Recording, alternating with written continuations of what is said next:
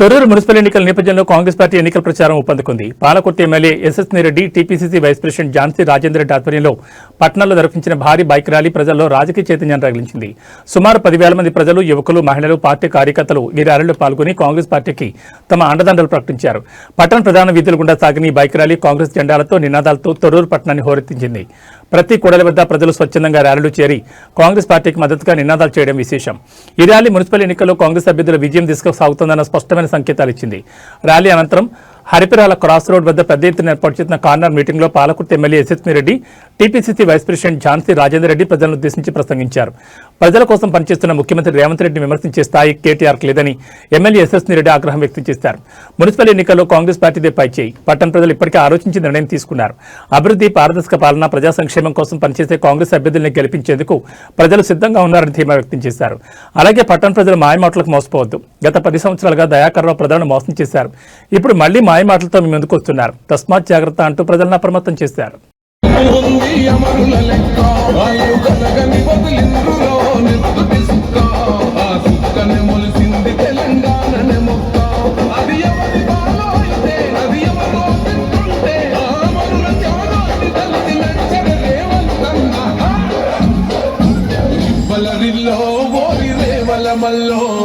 పండుగ జరుగుతూ ఉంది తెలంగాణలో.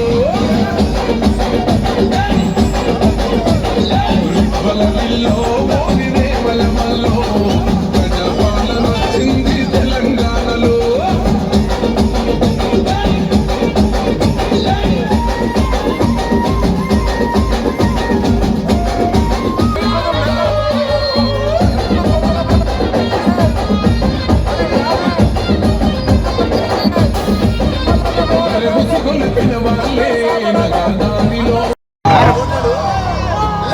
చీరలకు తొర్రూరు పట్టణ ప్రజలందరూ కూడా చాలా అంగరంగ వైభవంగా స్వాగతం పలుకుతూ ఇందిరమ్మ చీరలకు ప్రతి ఒక్క మహిళలు కూడా ఈ కార్యక్రమంలో పాల్గొంటూ చూసి ర్యాలీలో తొర్రూరు మున్సిపాలిటీ తలపిస్తుంది.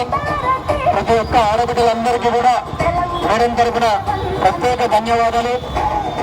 గత ప్రభుత్వంలో మన చీరలలో లక్షలు కాకుండా అడ్డుపడ్డ చీరలు ఈరోజు ఇందిరమ్మ రాజ్యంలో ప్రతి ఒక్క ఆడబిడ్డ ఇందిరమ్మ చీరలతో రావడం చాలా సంతోషకరం.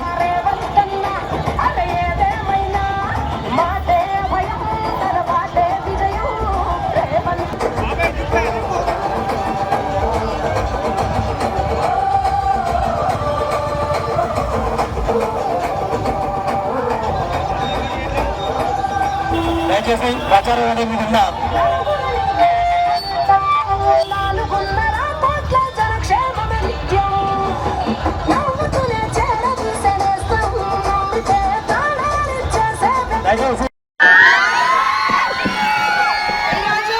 మున్సిపాలిటీ ఎన్నికల సందర్భంగా మనం పెట్టుకున్న ఇది విజయోత్సవ సభ అనాలా లేకపోతే ఎలక్షన్ మీటింగ్ అనాలా అర్థం కావట్లే.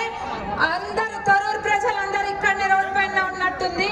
మరి మీ అందరికీ అట్లనే TPCC vice president Jhansi Reddy గారికి, సిపిఐ పార్టీ విశ్వేశ్వరరావు గారికి, టౌన్ ప్రెసిడెంట్, బ్లాక్ ప్రెసిడెంట్, మరి 16 మంది అభ్యర్థులకి, ముందున్న తొర్రూరు ప్రజలందరికీ, మా అక్కలకు, చెల్లెలకు, ఆడబిడ్డలందరికీ, అన్నలకి పేరు పేరున నమస్కారాలు. ప్రింట్ అండ్ ఎలక్ట్రానిక్ మీడియా సోదరులకు కూడా.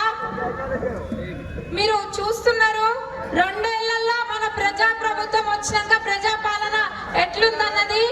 గెలిచిన 2 రోజులకే మహిళలందరికీ ఉచిత బస్సు ప్రయాణం వచ్చింది.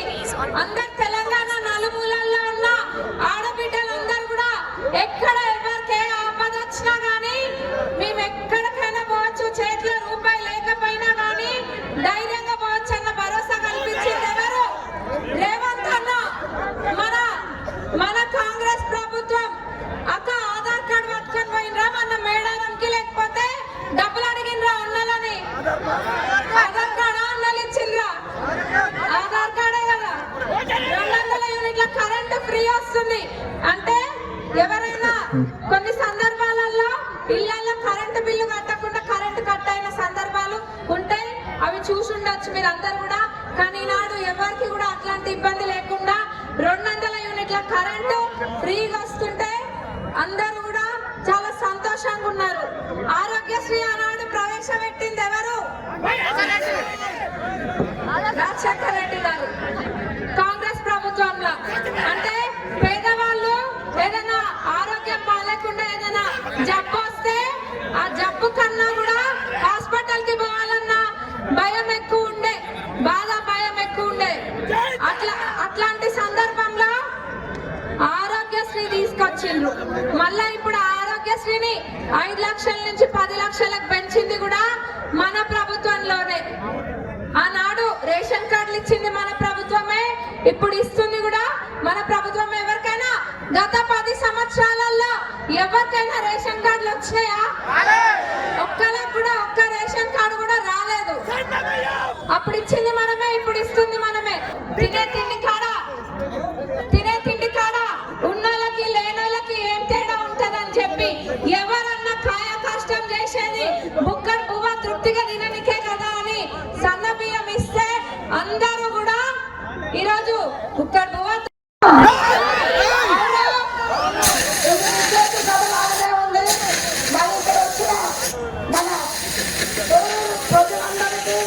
మన కుటుంబాలందరికీ పేరు పేరున ఉదయపూర్వక నమస్కారాలు.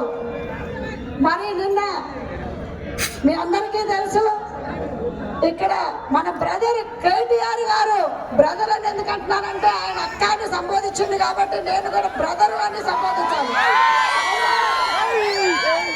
మరి బ్రదర్ కేటీఆర్ గారు వచ్చి అందరు కదా విమర్శిస్తాడు. ఏం విమర్శిస్తాడు? నేను బంగారు తెలంగాణ తీసుకొచ్చా అని చెప్తాడు. బంగారు తెలంగాణ అయిందా? బంగారు బిస్కెట్లు వాళ్ళ ఇంట్లో కూర్చున్నాయా? అవునా కాదా? బంగారు బిస్కెట్లు తీసారా వాళ్ళ ఇంట్లో? లేకపోతే తెలంగాణ మొత్తాన్ని బంగారు తెలంగాణ చేశారా? మరి ఆనాడు బంగారు తెలంగాణనే కాకుండా నిధులు, నీళ్లు, నిమ్మకాలు అని ఒక స్లోగన్ వదిలారు.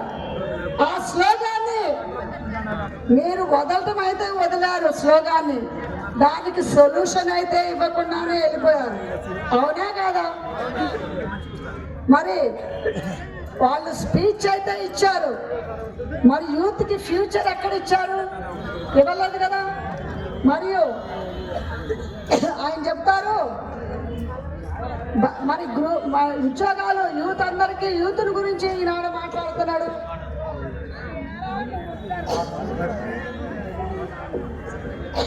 యూత్ అందరిని గురించి ఈనాడు మాట్లాడుతున్నాడు. మరి యూత్ అందరినీ గ్రూప్ ఎగ్జామ్ పెట్టినప్పుడు 2000 జూన్ 22న గ్రూప్ ఎగ్జామ్ పెట్టినప్పుడు, మళ్ళీ జూన్ 2023లో గ్రూప్ ఎగ్జామ్ పెట్టినప్పుడు పేపర్ లీక్ చేసింది ఎవరు?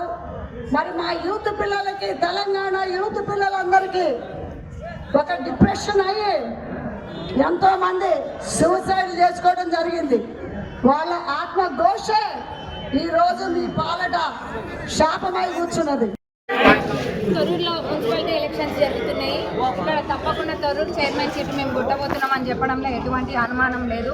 మా 16 మందికి 16 మంది కౌన్సిలర్లు గెలవబోతున్నారు.